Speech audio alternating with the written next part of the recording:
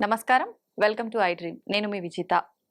Corona అనేది ఎప్పుడు మనతో పాటే ఉంటుంది. అంత ప్రమాదకరమైంది ఏమీ కాదు అని మనం స్థిమిత పడేలోపే ఏదో ఒక రూపంలో, ఏదో ఒక ప్రాంతంలో కొత్త రూపాంతరం చెంది మళ్ళీ మన ముందుకొచ్చేస్తోంది. అయితే ప్రస్తుతం ఒక వార్త విన్నాం మనం. ఏంటంటే సింగపూర్‌లో కరోనా కొత్త వేరియంట్ రూపాంతరం చెందింది అనే వార్త.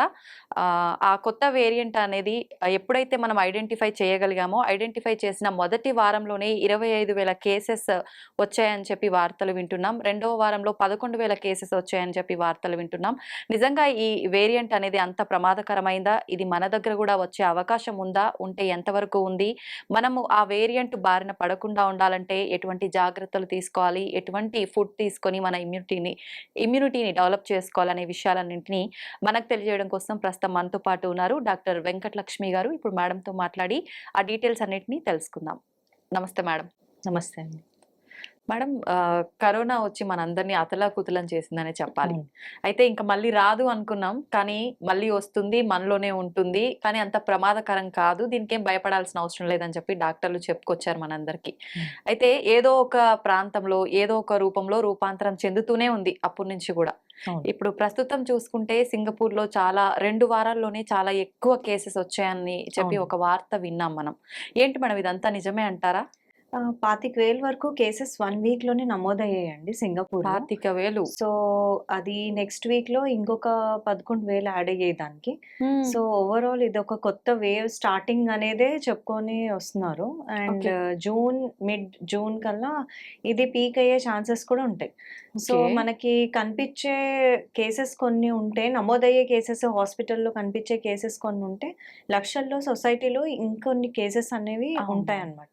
సో, ఇది మనకి కొత్త వేరియంట్ వల్ల hmm. One of the lineage of ఒమైక్రానే స్ దీనివల్ల గూడా స్టార్ట్ అవుతుంది. So, okay. ఇప్పుడొచ్చిన ఈ కొత్త వేరియంట్ వల్ల ఒమిక్రాన్ వచ్చే ఛాన్స్ ఉందా మ్యామ్? ఒమైక్రాన్ లీనియేజ్‌లోనే కొత్త వేరియంట్ ఇది. Okay. Okay. So, it's a flirt variant. Hmm. F456L and R346T దీని వేరియంట్ అన్నమాట. ఫ్లాట్ అంటే మ్యామ్? సో, ఇదొక జెనెటిక్ మ్యూటేషన్. హ్మ్.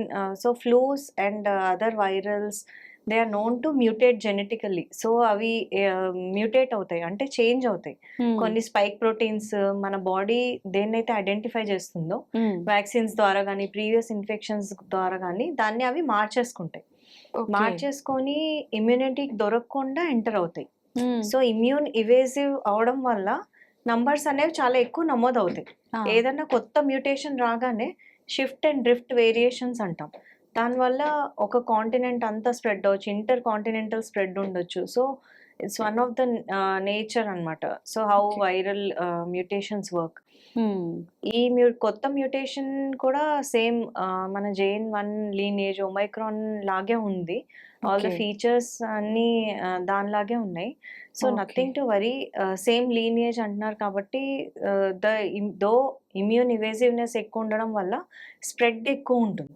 ఆహా! ఒకళ్ళ నుంచి ఒకళ్ళకి ఈజీగా స్ప్రెడ్ అవుతుంది. ఓకే. బట్ దీని లక్షణాలు ఏ విధంగా ఉన్నాయి ma'am? Same fever, fatigue, cold, smell పోకపోవడం, అంటే స్మెల్ తెలియకపోవడము, హ్మ్. ఇలాంటి ఫీచర్సే ఉన్నాయి. అంటే same. Generalised weakness, muscle okay. Fatigue, జనరల్‌గా వైరల్ ఫీవర్స్ ఎలా అయితే స్ప్రెడ్ అవుతాయో సేమ్ అవే ఫీచర్స్ ఉన్నాయన్నమాట. ఓకే. మన దగ్గర హ్మ్. వచ్చే ఛాన్సెస్ ఏమైనా ఉన్నాయా మేడం? మన దగ్గర ఇండియాలో already Maharashtra and Karnataka has seen, అంటే మార్చ్‌లోనే మనం చూసాము. హ్మ్. 90-100 కేసెస్ నమోదయ్యాయి. ఇంకా ఎక్కువ కర్ణాటకలో గూడా నమోదయ్యాయి. సో, ఓహ్! పూణేలో స్పెషల్లీ. సో, ఇండియాలో గూడా ఇది ఎంట్రీ అయితే ఇచ్చింది. హ్మ్. బట్ అంత నంబర్స్ మనమైతే చూడలేదు. లైక్ వేవ్ ఇప్పుడైతే సింగపూర్‌లోనే చూస్తున్నాం. ఎక్కువ హ్మ్. Cases. Okay. Even in UK, యూఎస్‌లో గూడా the same variant has started creating number of more cases ఈ లాస్ట్ 2 మంత్స్‌లో. ఓకే. అయితే రాకుండా జాగ్రత్త తీసుకోవాలి అనంటే ఎటువంటి జాగ్రత్త తీసుకోవచ్చు మ్యామ్? సేమ్ లైక్ బిఫోర్, అంటే ముందు మనం ఎలా అయితే ఇది వైరల్ కంటేజియస్ ఒకళ్ళ నుంచి ఒకళ్ళకి ట్రాన్స్‌ఫర్ అవుతుంది కాబట్టి హ్మ్. హ్యాండ్ వాష్ రెగ్యులర్‌గా చేసుకోవడము, మాస్క్ పెట్టుకోవడము, మనం సిక్ ఉన్నప్పుడు we may be positive but ఎవరైతే ఎల్డర్స్ ఉన్నారో అవును. More than 60 years of age group వాళ్ళు, BP, sugar, comorbidities, heart, kidney diseases hmm. వీళ్ళందరికీ ఎక్కువ వచ్చే ఛాన్సెస్ ఉంటాయి కాబట్టి మనం వాళ్ళకి దూరం ఉంటే కమ్యూనిటీలో స్ప్రెడ్ అనేది తక్కువ ఉంటుంది. So okay. ఇప్పుడు మేము చూస్తున్న నంబర్స్ కూడా అంత ICU admissions even in those 25,000 hardly 100 to 200 మంది సివియర్ న్యూమోనియాస్తో అడ్మిట్ అయ్యారు. Okay. Severe pneumonias requiring ICU admissions చాలా తక్కువ. హ్మ్. సో మనం ఓపీడీలోనే ఇవి ఆపగలిగితే అలాంటి కోమోర్బిడిటీస్ ఉన్న వాళ్ళు ఎక్కువ అడ్మిట్ అయ్యే ఛాన్సెస్ వాళ్ళకే ఉంటుంది. అవును. వాళ్ళని మనం సేవ్ చేయగలిగితే హ్మ్. ఇదంతా సొసైటీని ప్రెజర్ చేసే ఛాన్సెస్ తక్కువ అనమాట. సింగపూర్ మనకన్నా చాలా అంటే వాళ్ళకి మెడికల్ ఫెసిలిటీస్ ఇవన్నీ చాలా బెటర్గా అవును. అదే మచ్ డెవలప్డ్ కంట్రీ కాబట్టి సో వాళ్ళు హ్యాండిల్ చేయగలుగుతారు కూడా నంబర్స్ పెరిగినప్పుడు. బట్ ఇండియాలో నంబర్స్ పెరిగిన తర్వాత we have seen how it has అవును. క్రియేటెడ్ హ్యావక్ మన హ్మ్. సొసైటీలో. So beds everything will become scares అలా ఆ అవును. సిచ్యువేషన్ ఆల్రెడీ రాకుండా మనం చూసాం యా ఆ సో సిచ్యువేషన్స్. కోల్డ్ అలా ఉన్నప్పుడు better to isolate your self. మనమే ఒక 3 to 4 days max 1 week isolate అయ్యి మాస్క్ పెట్టుకొని ఉంటే ఆటోమేటిక్గా వీఆర్ రెడ్యూసింగ్ ద ట్రాన్స్మిషన్ అనమాట ఒకరి నుంచి ఓకే. ఒకరికి. ఎక్కువ డిసీజెస్ ఉన్న వాళ్ళు వీళ్ళైతే క్రౌడెడ్ ప్లేసెస్కి వెళ్ళకపోవడం better, not to attend any functions. Okay. అసలు గ్యాదరింగ్స్ ఉండకపోతేనే better. But being season of weddings అవునవును. మనకు వింటర్ సీజన్, రైనీ సీజన్ వచ్చేసరికి కేసెస్ ఎక్కువగా పెరిగే అవకాశం, బ్యాక్టీరియా ఎక్కువగా. వైరస్ ఆ! పెరుగుతాయి డెఫినెట్ గా. ఇది ఫ్లూ సీజనే. ఇన్ అవునవును. జనరల్ కూడా మనకి ఎన్నైతే ఫ్లూస్ అడ్మిషన్స్ చూస్తున్నామో అన్నే కేసెస్ వస్తున్నాయి హాస్పిటల్ కూడా. హ్మ్. నథింగ్ మోర్ ప్రస్తుతానికి ఇండియాలో అయితే. Okay. But chances are there. So travel అవుతూ ఉంటారు ఆ కంట్రీ అవును. నుంచి కాబట్టి యూకే, యుఎస్ అండ్ వేరే కంట్రీస్ లో స్టార్ట్ అయినప్పుడు వీ డూ హ్యావ్ ఛాన్సెస్. కానీ అంత ఎక్కువ అడ్మిషన్స్ అయితే చూడలేము మనం. ఓకే. రెగ్యులర్ గా ఈ సీజన్ లో ఎలా అయితే ఉంటాయో అంతే ఉంటాయి. ఓకే. ఇది ఎక్కువ మామూలుగా కరోనా అనగానే అందరూ భయపడిపోయాము. ఇప్పటికి భయపడుతున్నాము. ఏం జరగదని చెప్పినా. ఇప్పుడు ఈ వేరియంట్ వస్తుంది అనగానే మన దగ్గర లేకపోయినా అమ్మో వస్తుంది, మళ్ళీ ఏమవుతుందో, ఎంతమందికి ఇబ్బంది అవుతుందో, ఎంతమంది ప్రాణాలు కోల్పోవాల్సి వస్తుందో, ఇలాంటి భయాలు చాలా ఉంటాయి. అట్లాంటి భయాలు పెట్టుకోవచ్చు అంటారా మ్యామ్? సో మ్యూటేషన్స్ అనేవి ఎలా అంటే మన ప్రీవియస్ గా వ్యాక్సిన్స్ వల్ల డెఫినెట్ గా మ్యూటేట్ అయినా కూడా కొంత ప్రొటెక్షన్ అయితే ఉంటుంది. ఓకే. సో దానివల్ల ఎంత అంటే but the problem is over the period immunity అనేది వేన్ ఆఫ్ అవుతుంది, అంటే పోతుంది అనమాట. ఓకే. సో యాంటీబాడీస్ అనేవి డిసపియర్ అవుతాయి. అప్పుడు మన బాడీ ఎలా రియాక్ట్ అవుతుంది, ఎంతమందికి సివియర్ న్యూమోనియాస్ రాబోతున్నాయి ఈ వేరియంట్ వల్ల, ఇప్పుడే చెప్పడం కష్టం. బట్ దెన్ ముందే జాగ్రత్తగా ఉంటే ఇది కమ్యూనిటీ స్ప్రెడ్ లెవెల్లోనే ఆపితే okay. We will be in a better situation. ఇప్పుడు నార్మల్‌గా అప్పుడు గూడా మనం జలుబు వస్తే జలుబు టాబ్లెట్, ఫీవర్ వస్తే ఫీవర్ టాబ్లెట్. ఈ వేరియంట్‌కి గూడా ఇట్లానే మనం అంటే ఏ సింప్టమ్స్ అనిపిస్తే దానికి సంబంధించిన మెడిసినే తీసుకోవాల్సి ఉంటుందా ma'am? Yeah symptomatic treatment will work ఒక పాయింట్ వరకు. It will help. అంటే ఓకే. ఓన్లీ జలుబు, దగ్గు, బాడీ పెయిన్స్ ఇలాగే ఉంటే అసలు ఏం అవసరం లేదు. You can hydrate your self, maintain healthy life style, fruits vegetables ఎక్కువ తిని. ఎవరైనా వ్యాక్సినేషన్ తీసుకోని వాళ్ళు ఉంటే ఇప్పటికీ వ్యాక్సిన్ తీసుకోవడం బెటర్ అనమాట. ఓకే. So for prevention. అది చాలా రూమర్స్ వచ్చాయి దానివల్ల సైడ్ ఎఫెక్ట్స్ వస్తున్నాయి అవును. అని. That's a very rare side effect. Number of lives it has saved. మనం రిస్క్ వర్సెస్ బెనిఫిట్ అంటాం అనమాట. ఎక్కడో 1 lakh లో ఒకరికి అలా అయిందని, if you expose lakhs of people who are unvaccinated to new variant, వాళ్ళందరూ రిస్క్ లో పడతారు. So if okay. Someone with high risk, ఈ BP, sugar, heart disease, kidney disease ఉన్న వాళ్ళు వ్యాక్సినేట్ అవ్వకపోయి ఉంటే ఇప్పటికీ there is a chance to get vaccinated and protect your self from coming variant. Okay. అంటే చాలా తక్కువ మందికి ఎఫెక్ట్ అయింది అంటున్నారు గానీ, రీసెంట్‌గా మనం విన్న వార్త తర్వాత ఈ పలానా వ్యాక్సిన్ వేసుకుంటేనే ఇలా ప్రాబ్లమ్ వచ్చింది అని చెప్పి ఏదైతే సంస్థ ఉందో వాళ్ళే ఒప్పుకున్నారు అని తెలిసింది కదా మ్యామ్. ఆ తర్వాత చాలా మంది కామెంట్స్ కూడా పెడుతున్నారు వీడియోల కింద. చాలా ఎక్కువ మొత్తంలో మాకు ఇలా అయింది, మాకు ఇలా అయింది ఇబ్బంది అని అంటే చెప్పి.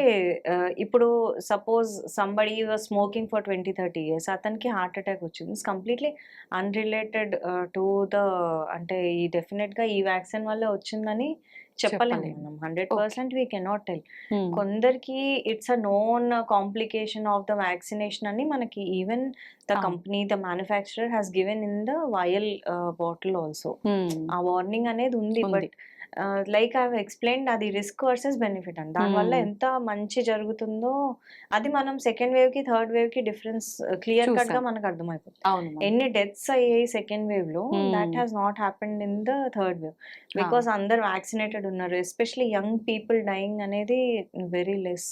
ఓకే. అంత అంటే అసలు చూడలేదు. వేరియంట్ ప్రభావం తగ్గడం వల్ల మనం సేవ్ అయ్యామని అనుకోకూడదా మ్యామ్? అంటే వ్యాక్సిన్ వల్ల డెఫినెట్లీ అనుకోవచ్చా? Vaccine has saved millions of hmm. There are no second thoughts about that. దానిలో అయితే ఏ డౌట్ లేదు. Okay. So even now it's not late. Hmm. That's what I would say. నిజంగా ముందైతే వ్యాక్సిన్ సేవ్ చేసింది అనే థాట్‌లోనే అందరం ఉన్నాం గానీ, అండ్ ప్రెజెంట్ ఇట్స్ ఇట్లా ట్రూత్ ఆల్సో. జరిగింది అన్న తర్వాత ఎక్కువ నెగెటివ్ వేలోనే ఆలోచించాల్సొస్తుంది మ్యామ్ వ్యాక్సిన్ లేదు గురించి. లేదు. హ్మ్. అలా అసలు ఆలోచించకూడదు. ఎక్కడో రేర్ కాంప్లికేషన్ అనేది ప్రతి ట్రీట్మెంట్‌కి ఉంటుంది. ప్రతి వ్యాక్సినేషన్‌కి ఉంటుంది. For every drug it has a side effects which will be seen in very rarely.